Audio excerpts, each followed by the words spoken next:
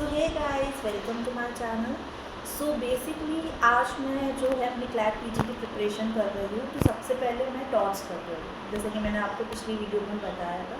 तो टॉट्स करते समय मुझे 3 लीगल मैगजीन्स लगी जो टॉट्स से रिलेटेड है, और खाली टॉट्स से ही नहीं, वो आपकी किसी भी कॉम्पिटिटिव एग्ज़ाम में भी आ सकती है और आपसे कहीं भी पूछी जा सकती है। जहाँ पर भी आप ऐसे एग्ज़ाम देने चाहो, वेदर इट्स क्लैट पीजी या तुम आरजेएस का पेपर देना चाहो, तो ये पूछी जा सकती है मैगजीन्स।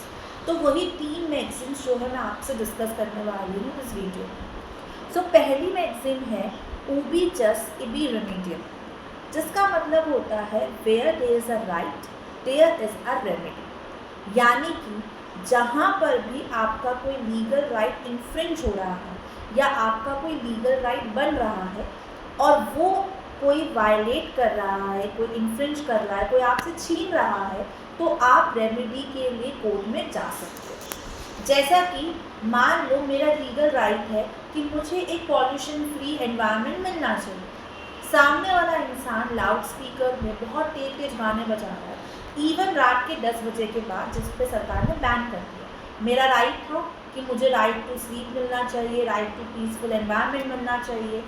अब मैं, क्योंकि मेरा जो है लीगल राइट इन्फ्रिंज हुआ है, तो मैं कोर्ट में जाके रेमेडी क्लेम कर सकती। अब यही चीज़ ले लेते हैं, इसी में दूसरा एग्जांपल ले लेते हैं कि जस्ट ऐसा होता है कि कभी कुछ कहासुनी हो जाती है दोस्तों के साथ जाके और कोई हमें पागल कह देता है। अब मैं वहाँ जाके ये नहीं कह सकती कि कोर्ट में जाके कि इस इंसान ने ना मुझे पागल कह दिया, अब मुझे ना रेमेडी चाहिए, क्योंकि वहाँ मेरा कोई लीगल राइट इन्फ्रिंज नहीं हो रहा। ये बहुत ही कॉमन वर्ड है जो हर कोई इस्तेमाल करता है। वहाँ मेरा कोई लीगल राइट इन्फ्रिंज नहीं हो रहा, इसीलिए मैं वहाँ जाके लीगल रेमेडी क्लेम नहीं कर सकती। दूसरी जो मैगजीन है वो है रेस इप्सा लोक्यूटर। रेस इप्सा लोक्यूटर का मतलब होता है the thing speak for itself, यानी कि ऐसी चीज़ जिसे देखकर ही आप समझ जाओ कि भाई क्या हुआ, आपको कोई एक्सप्लेनेशन की, कोई प्रूफ की ज़रूरत ही नहीं। जस्ट फॉर एग्जाम्पल, मैं आपके सामने 2 शीट्स रख देती हूँ, एग्ज़ाम शीट्स, और बोलती हूँ कि तुम ये 2 एग्ज़ाम शीट्स पढ़ो। तुम पढ़ते हो और तुम्हें ये पता चलता है कि दोनों एग्ज़ाम शीट्स में जो भी आंसर्स लिखे हैं वो बिल्कुल डिट्टो 100% सेम है। दोनों में एक कॉमा, एक लाइन ब्रेक, एक पैराग्राफ, किसी भी चीज़ का अंतर नहीं है, एक पॉइंट का भी अंतर नहीं। अब क्या मुझे इसमें स्टैब्लिश करने की ज़रूरत पड़ेगी कि उन दोनों पर्सन से चीटिंग कर रही है? ऑब्वियसली नॉट, क्योंकि ये चीज़ खुद ही दिख रही है। ऐसे ही एक बहुत ही अच्छा दिन है, कोई अर्थक्वेक कुछ नहीं है, कुछ नहीं ऐसा रिकॉर्ड हुआ है कि कोई अर्थक्वेक आने वाला है या मौसम खराब है, कुछ भी। बहुत चिलचिलाती धूप में आप कहीं जा रहे हैं और आपके ऊपर, भगवान न करे, कोई बिल्डिंग गिर जाती है। इसमें तुम्हें ये प्रूफ करने की ज़रूरत नहीं है कि ये बिल्डर का नेग्लिजेंस था कि उसने ढंग से बिल्डिंग नहीं बनाई, जिस वजह से बिल्डिंग मुझ पर गिर गई, क्योंकि ये उसी चीज़ से साफ हो रही है कि बिल्डिंग अपने आप गिर गई बिना किसी अर्थक्वेक के या बिना किसी और चीज़ के, क्योंकि ऐसे तो इंसान एक्ट ऑफ गॉड का डिफरेंस ले लेता है। Third and the last is ex turpi causa non oritur action.